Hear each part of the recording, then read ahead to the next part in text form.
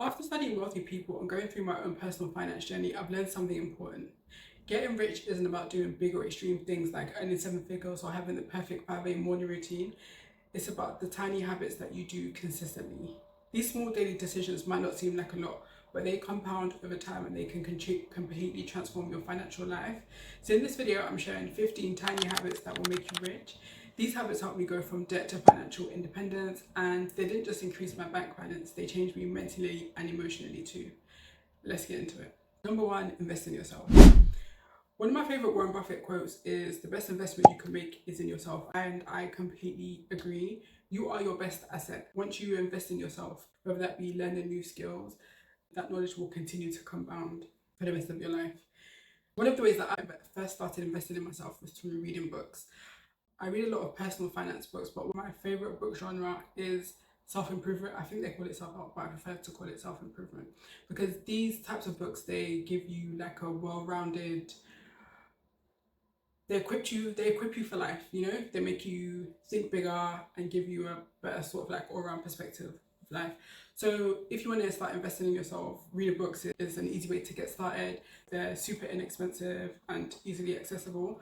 But I will say, if you want to build wealth, or if you want to start a business, or go to the next level, I do think that there does come a point where you need to start investing money in investing in yourself through online courses or coaching, because the skills that you learn, whether it be a course or from a coach, those skills, you'll have them for life, and they can help you improve as a person or build wealth or make more money faster. Because if you think about it, these people have gone before you. They've probably done the thing that you want to do, and they can show you how to do it faster and avoid making the same mistakes they did. So over the past year, I've spent a lot of money on online courses, and the skills that I learned, they can help me for the rest of my life. But if you are just getting started, start with books, and then eventually I do suggest investing in money and investing in yourself. Number two, practice gratitude. This really is a tiny habit, and I think it easily gets overlooked because it's so small. But gratitude really is the foundation of everything. When it comes to self-improvement, Oprah is like my go-to. I love Oprah. So one of her quotes is, be thankful for what you have and you'll end up having more. If you concentrate on what you don't have, then you'll never have enough. And that's so true, because if you focus on the bad things, then you'll attract more of that. Because if you think about it, let's say that you're not having the best day, or you're not where you feel you should be in life yet, and you're constantly focusing on that and you're repeating that to yourself, then you feel that energy. Whereas if you focus on the good things, you'll shift your energy into being positive and you'll attract more. What I like to do is, in the morning, I like to write down in my journal 3 things that I'm grateful for, but I like to be specific. So say, for example, instead of just saying, I'm grateful for the sun shining today, I'll say, I'm so grateful that the sun is shining today because I feel so good when the sun shines on my skin. It increases my positivity, I smile more, and that in turn makes me have the best day. Because when you do that, what you're doing is like you're telling the universe, give me more of that, give me more of that. Do you know what I mean? Because you can feel it in yourself too, like vibration raises.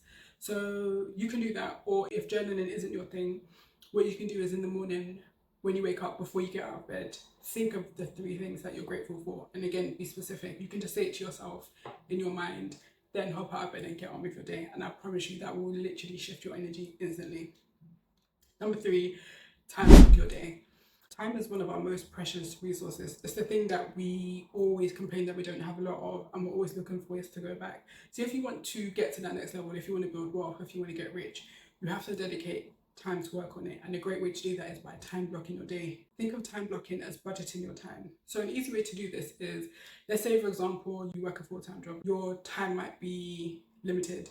But what you can do is you can say, I'm going to work on my side hustle in the morning and the evening. You can time block 1 or 2 days. 1 or 2 hours, but block that time for deep work. And deep work is basically where you're working on specific tasks uninterrupted. So there's no notifications, your phone's on silent, nobody's bothering you, you got your headphones in, you can listen to some lo-fi music to sort of like, get into that zone, and you're just focusing on those tasks. Because sometimes when we have the goals that we want to achieve, we're always sort of like scrambling for time.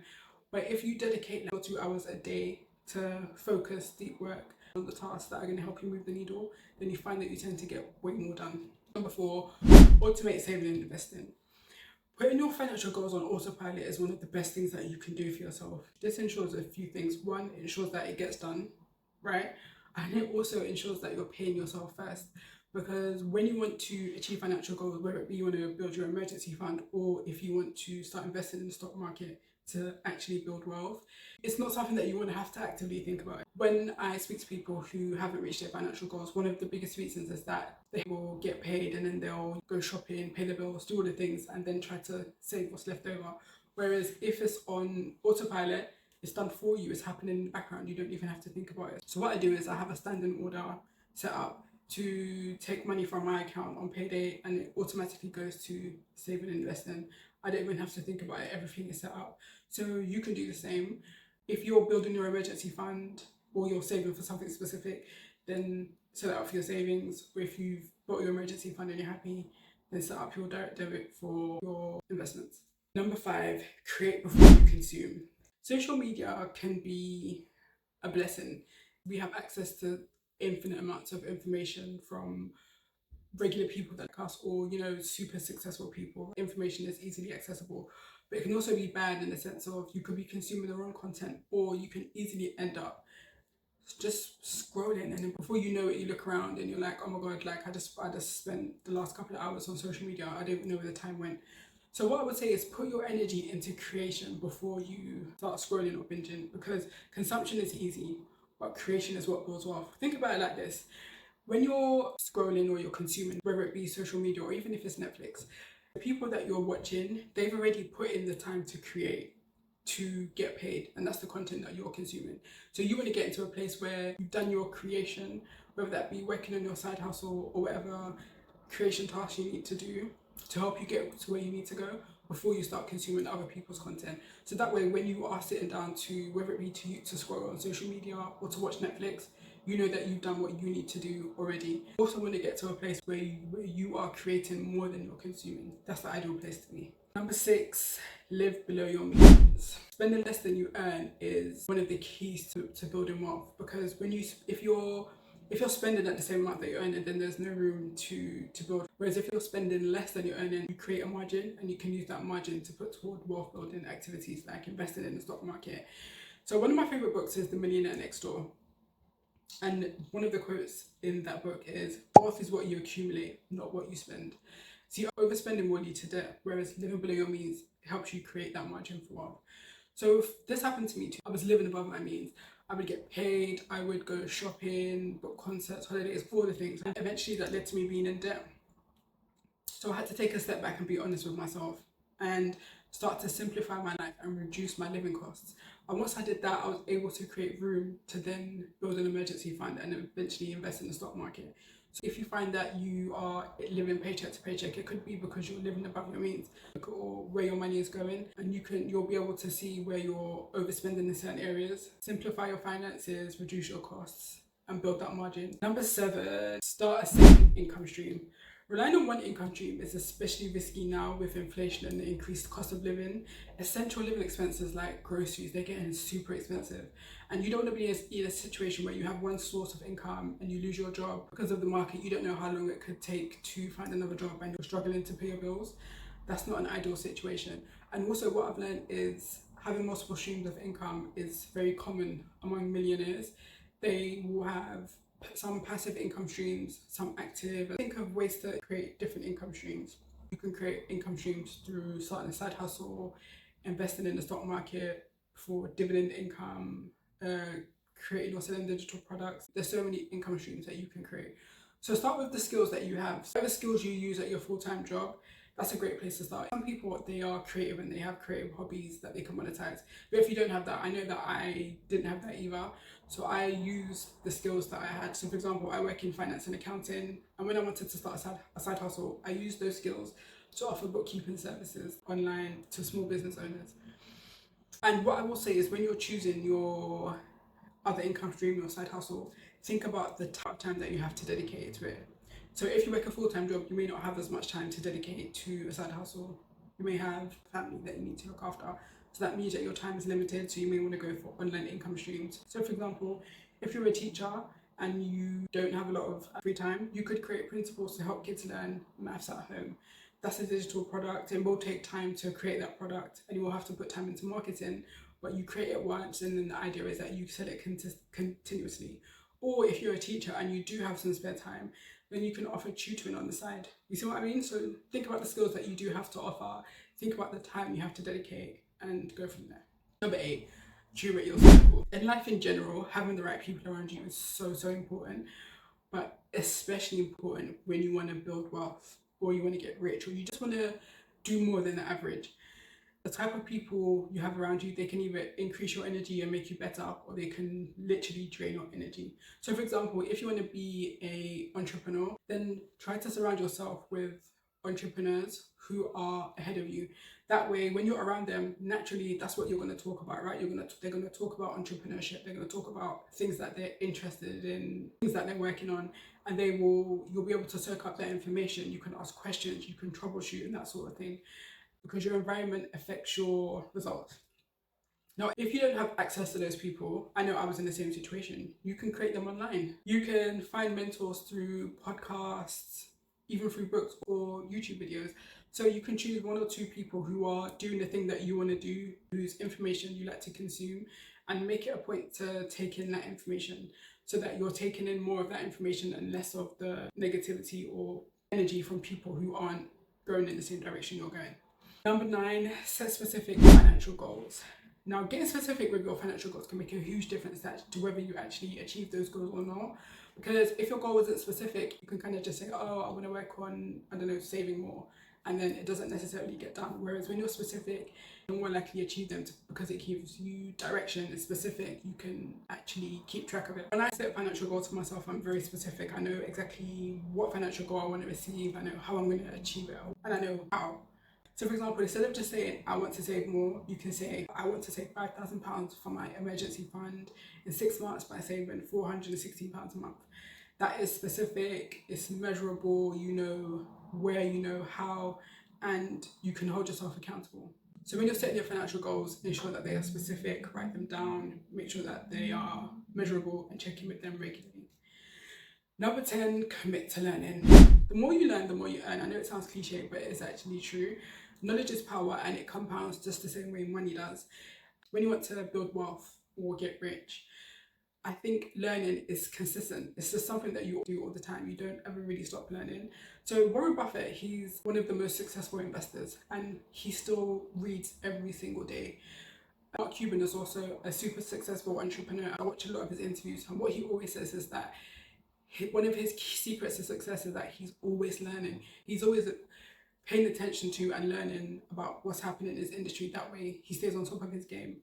So I suggest carving out time in your day specifically to learn, because if you just say that you want to learn but you don't actually carve out the time, then it's not going to happen. So say for example, if you want to be an entrepreneur, then you can read books about entrepreneurship, you can listen to podcasts about entrepreneurship, or find an entrepreneur whose journey that you like and learn from them, but specifically carve out the time to do it, otherwise it won't get done.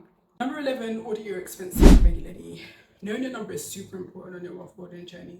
You can't manage what you don't measure, and auditing your expenses will help you spot leaks and adjust them easily, and it will also help you free up money in your budget to work on your goals. You can use an app. Most banking apps, they do categorize your expenses for you, but I find that they're not really specific. So I like to use a spreadsheet, I guess, because it's easier for me because I work in finance, so I'm just used to using spreadsheets. So if you want to do the same, you can use my budget template, which I'll leave a link in the description box below, and you can grab it for free.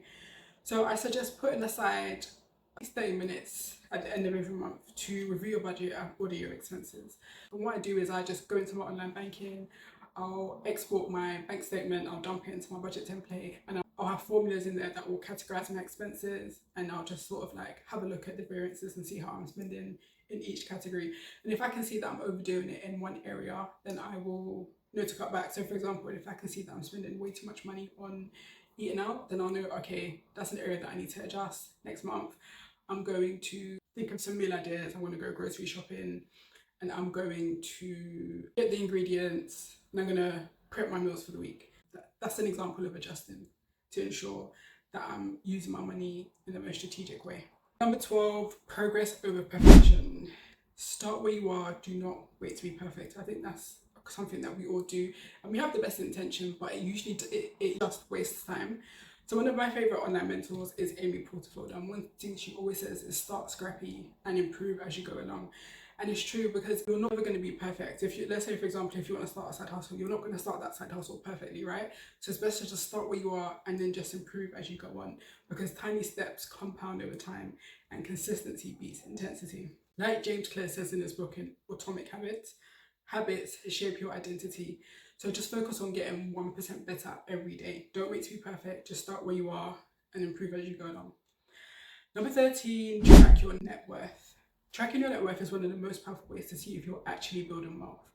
So your net worth is your assets, so things like your savings, investments, and property, minus your liabilities, so things like any debt like credit cards, loans, or overdrafts. That number should ideally be positive. This will give you a clear picture of your financial progress beyond just how much money you make and your savings. Even if you're looking at it and that number is negative, you'll know exactly what you need to do to bring that number into the positive. Number 14, create a motivation list. Now, when you're starting something new, it's easy for doubt to creep in, so you need to have a list of motivation that you can tap into when in those low moments. So let's say, for example, today you're sitting there, you're like, oh my God, I've got this amazing idea for this side hustle, it's going to be great, I'm going to start it. Then the next day you go to start it, and then all that doubt creeps in, you're like, oh my God, can I actually do it? Will this be good? In those moments, you need some motivation that you can fall back on to kind of get you out of that funk. So that could be a running list of wins, milestones, or reminders, or it could be motivational videos or quotes. So for example, I watched Jay Shetty in an interview, and he was saying that he used to watch Steve Jobs' commencement speech every single day, and that would sort of like increase his energy in the morning to stay positive and start him on the right track. So you can do that too. You can have a YouTube video, for example, from somebody who you love and consume their content if you're feeling down. So these tiny habits, they aren't loud or flashy, but they are powerful. You don't have to implement all of them at once. Start with the ones that are most relevant to where you are now, and then increase them as you go on. So let me know in the comments, which habit are you committing to? I hope you enjoyed this video and found it helpful. And if you want more habits like this, check out my video on how to manage your money like the 1%. Thanks for watching, and I'll see you in the next one.